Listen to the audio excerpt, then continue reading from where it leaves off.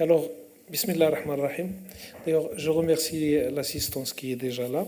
Les autres, pour vous dire, c'est pas parce que, mais on vient d'apprendre qu'ils sont perdus. La plupart des gens ne connaissent pas où est le centre des conférences. Surtout les gens qui arrivent de Casa, de Kenitra.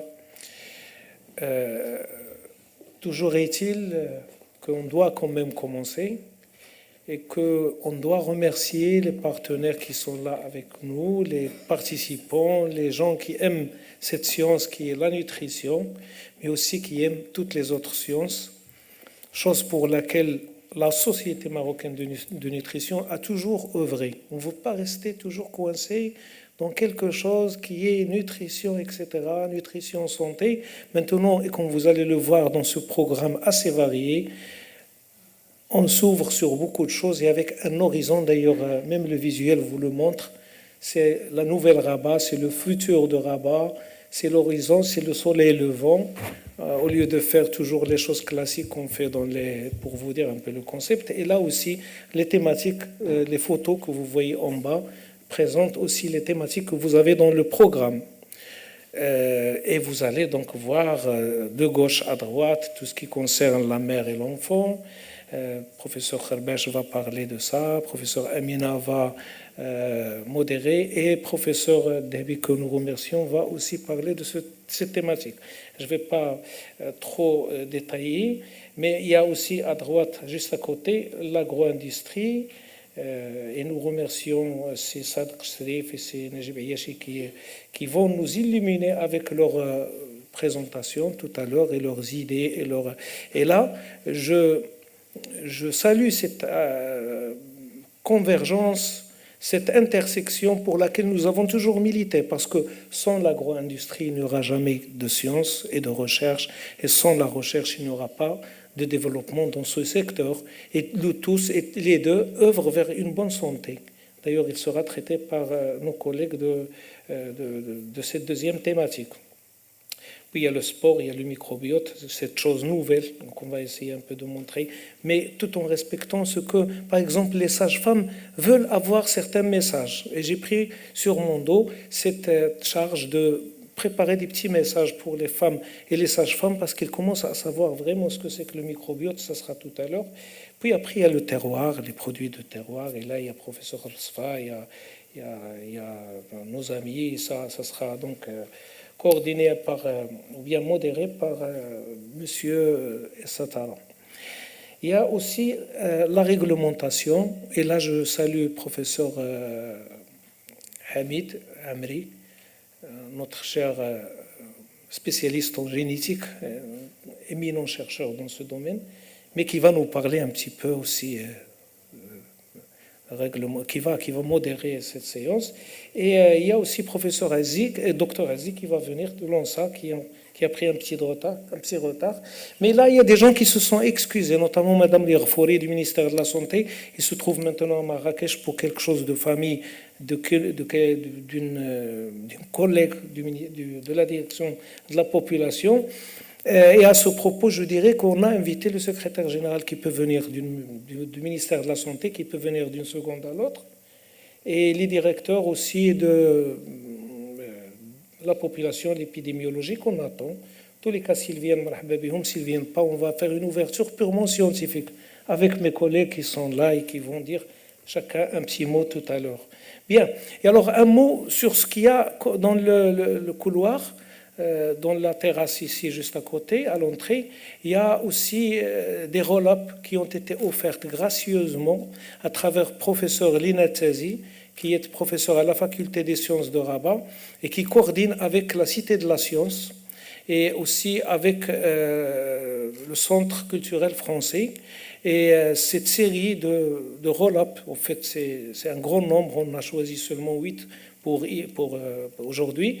Et ça fait un peu le tour, pas seulement au Maroc, mais dans d'autres pays, pour faire connaître cette nouvelle chose qui est les probiotiques, le microbiote, le microbiome, etc. Vous n'avez qu'à, je m'adresse surtout aux étudiants, mais je sais que les professeurs, je n'ai rien à vous apprendre, mais vous n'avez qu'à lire ce qu'il y a dedans et vous allez donc... Alors, ceci dit, je laisse la parole d'abord à Sadr Shrif qui va aussi. Après Sadr Srif, c'est professeur Debi, puis professeur Amina, puis c'est Satara, et finalement, c'est Abou Salah, le secrétaire général de la Société marocaine de nutrition. Et je remercie tous les organisateurs, tous les modérateurs et tous les intervenants.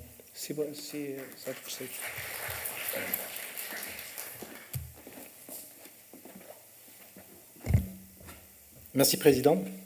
Bonjour à tous. Donc, Sadr Srif de la Fédération nationale de l'agroalimentaire. En tout cas, nous sommes très heureux de pouvoir participer à ce séminaire et nous remercions les organisateurs de l'ASMN, son président, Dr Bour, les membres du bureau, de nous avoir conviés à ce colloque. Et vous avez dit tout à l'heure qu'il y a une intersection entre nutrition agroalimentaire. C'est quelque chose auquel nous croyons aussi, auquel nous militons, parce qu'aujourd'hui les sujets de nutrition viennent de plus en plus sur la table.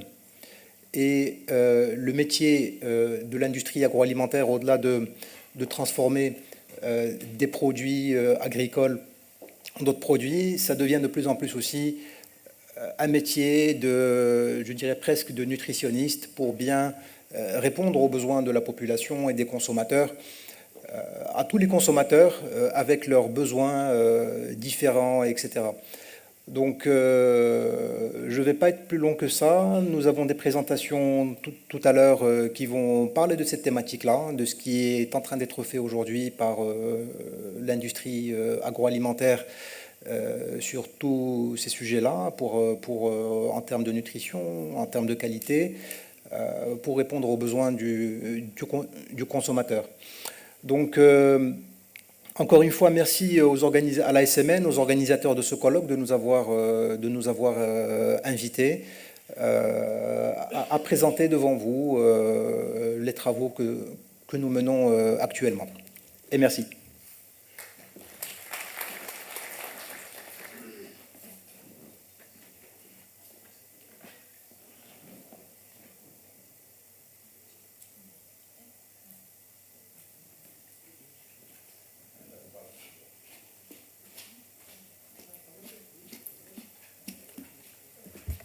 Bonjour à tout le monde, c'est avec joie que je suis parmi vous au nom de la faculté des sciences et techniques de santé de l'université Mohamed VI des sciences de la santé et plus particulièrement au nom d'un jeune club qu'on vient de créer au niveau de la FSTS, Early Child Development Club. C'est vraiment un honneur que vous me faites pour un petit échange autour de la petite enfance. Je fais partie de la Société marocaine de nutrition donc, depuis de longue date, donc la plupart parmi vous le savent. Et en l'occurrence, notre maître, monsieur le professeur Essatara, depuis les années 80, et je suis très contente de pouvoir continuer donc, et redynamiser de nouveau la collaboration à travers ce jeune club qu'on vient de créer. Bien sûr, et à travers la collaboration que la FSTS et que l'UM6 développe depuis quelques années avec Silbour et à travers lui avec la Société marocaine de nutrition. Je suis très heureuse de retrouver de très anciens amis parmi vous et parmi l'auditoire et je souhaite une très bonne réussite à cette journée et c'est au partage par la suite.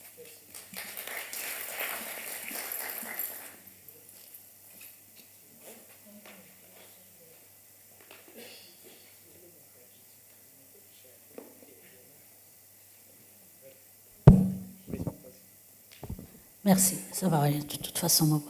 Je remercie toute l'assistance qui est là. Je sais que c'est très difficile de se réveiller un samedi matin, le premier jour du repos de la semaine, mais c'est courageux, c'est encourageant pour donc la recherche scientifique, c'est encourageant pour les gens qui ont travaillé. Moi, ce que je tiens à dire, c'est d'abord, je suis contente qu'il y ait une interaction entre l'agroalimentaire et la science de nutrition, parce qu'effectivement, tout vient de là. On ne peut rien faire l'un sans l'autre. C'est-à-dire, si on veut régler vraiment les problèmes de nutrition, et tout particulièrement aujourd'hui notre sujet mère et enfant, on ne peut le faire qu'avec ce qui se passe sur Al-Saha, partout, et avec les industriels. Et donc, ils sont nos partenaires inconditionnés qui travaillent dans ce domaine. Alors, moi, je dis juste tout petit mot pour introduire cette journée. On sait que le temps qui s'écoule entre la conception et l'âge de 2 ans de l'enfant, puisque c'est le sujet nutrition, développement mère-enfant, c'est une période de développement très critique dans la vie d'une personne. C'est ce qu'on appelle les 1000 jours. Durant ces 1000 jours s'élaborent les bases principales du développement cérébral, de l'information, de l'apprentissage de langage, de l'acquisition des renforcements de l'organisme, de la motricité et bien d'autres fonctions. Donc, il y aura une importance critique plus tard donc, sur la vie de l'enfant puis de l'adulte. La mère et l'enfant doivent donc recevoir une alimentation appropriée pour ces 1000 jours. Donc, depuis la conception, c'est-à-dire avant qu'elle tombe enceinte, lorsqu'elle tombe enceinte et après, jusqu'au deuxième anniversaire de l'enfant. Et à ce moment-là, les enfants pourront réaliser leur plein potentiel. S'il y a arrêt de cette dynamique, il y a bien sûr arrêt de la croissance et l'organisme allant de sa conception jusqu'à la 2e année, non seulement le poids et la taille sur lesquels tout le monde compte, mais ce qui est important, c'est le problème ne s'arrête pas là, ne s'arrête pas à la taille, mais dans d'autres organes qui ne peuvent pas se développer. Donc le développement cognitif, le développement, il peut y avoir des dommages qui parfois ils sont irréversibles. C'est pour ça que le sujet d'aujourd'hui et le thème qui a été de cette journée est d'un des plus importants. Et on sait combien la science actuellement, à travers le monde et les recherches sur la nutrition se basent pour traiter les maladies. Ils sont en train de faire marche arrière sur les médicaments et de prendre un pied sur le... Je suis désolée, je suis un peu fatiguée, j'aurais aimé parler beaucoup, mais j'ai dit et donc j'étais là où on parlait de nutrition et de l'importance de la nutrition qui est en train de faire un décalage, de renvoyer le médicament et de se battre sur la nutrition. Ils ont trouvé, la recherche est très importante ailleurs, ils ont trouvé que plusieurs maladies et plusieurs affections sont traitées par la nutrition et déployées. Donc nous avons bien fait et la société a bien fait donc de prendre ce thème qui est très important et je souhaite bon courage donc aux orateurs et à l'assistance et je vous remercie.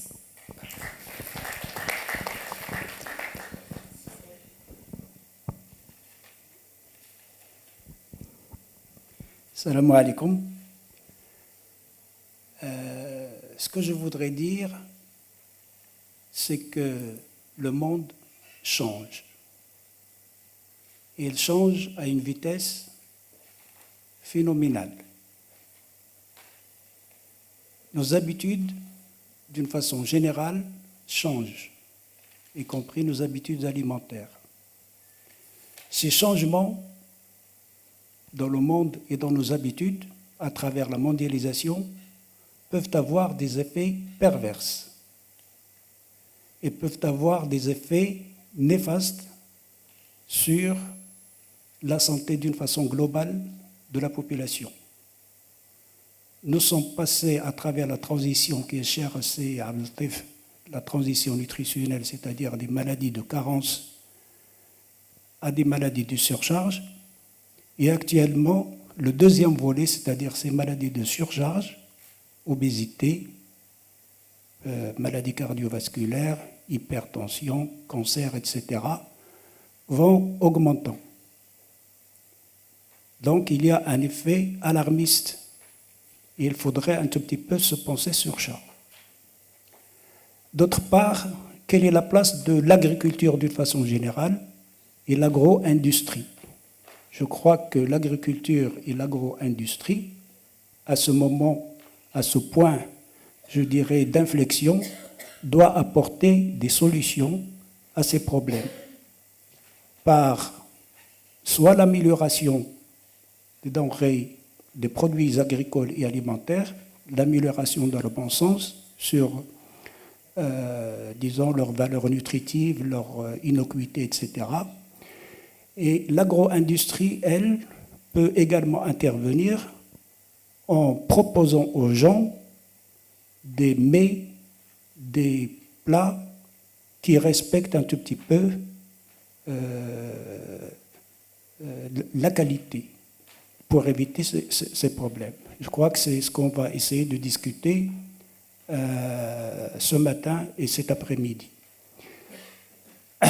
Un point également à soulever, c'est l'aspect éducatif et la diffusion de l'information. Une information qui doit être très simple, à la portée de tout le monde. Nous, ici, nous sommes dans une société, je dirais, un tout petit peu savante. On peut parler des choses très, très approfondies, mais l'information, à mon avis, doit être, bien sûr, juste, ciblée et simple. Donc, c'est là le message que j'ai à donner ce matin. Avec le professeur Tantawi, ici présent, c'est un très grand ami, nous discutons souvent de ces problèmes. Et nous sommes maintenant en train de rédiger un livre.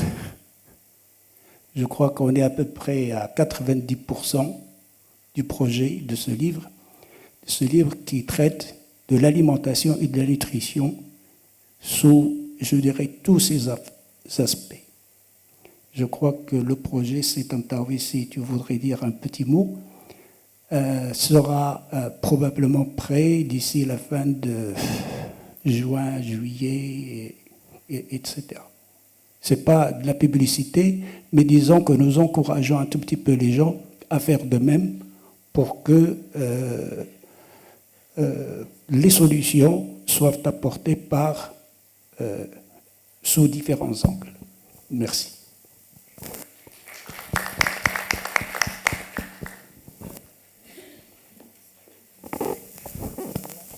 Merci chers collègues. Merci aussi tous ceux qui ont fait le chemin de venir ici très tôt. Et merci aussi pour le retardataire qu'on attend toujours. Je vais commencer par la dernière phrase d'Oustad Satara sur la sensibilisation et la vulgarisation nutritionnelle et alimentaire. C'est très important. Maintenant, l'information, on est tous presque au même niveau d'accès à l'information, grâce au progrès technologique, et l'INTIC, et l'Internet et tout ça.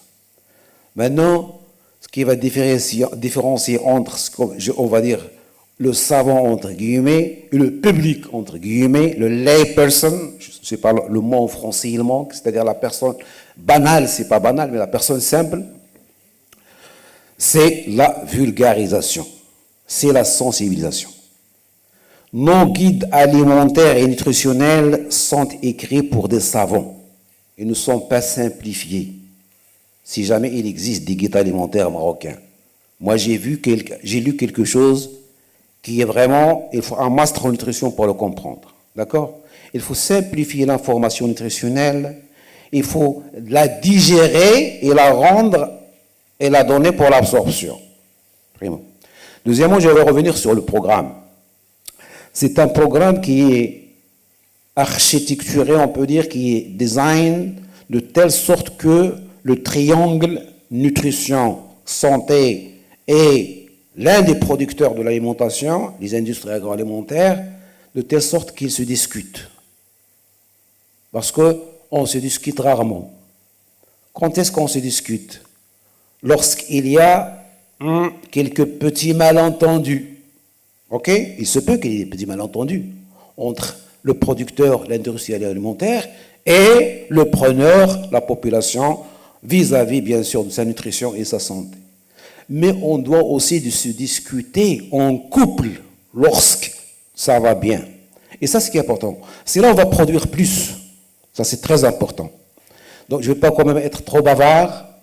Il y a beaucoup de choses dans le programme. J'aurai l'occasion de vous parler un peu des stratégies. Il y a beaucoup de chiffres, il y a beaucoup d'enquêtes, il y a beaucoup de produits chiffrés, de nombres. Mais ce qui est très important, c'est son interprétation. Merci. Bien. Alors, maintenant, avant de commencer, juste un petit mot pour vous annoncer qu'aujourd'hui, on va écouter d'éminentes personnalités dans le domaine de la recherche, d'éminents professeurs, des gens de renommée internationale, bien sûr nationale, elle est là. Alors, je vais les citer un par un. Je commencerai par professeur Taher Saïd, qui est là parmi nous, je le remercie. Professeur Derwish Ftah, professeur Rasfa, bien sûr, professeur Hamid Amri. Et si j'ai oublié quelqu'un, je crois que je n'ai oublié personne. C'est Tantawi, il nous fait vraiment un bonheur, honneur d'être parmi nous. Et bien sûr, professeur Hamid de l'Espitz, sans oublier nos amis professeurs de l'Espitz qui seront parmi nous, Adiba, Al-Araqi, Shawi, Asma et aussi Madame Iman Barakat. Inch'Allah, bonne journée. نتمنى على الله نخرجوا avec des résultats مزيانين. Ok, on commence. Madame Amina, première séance.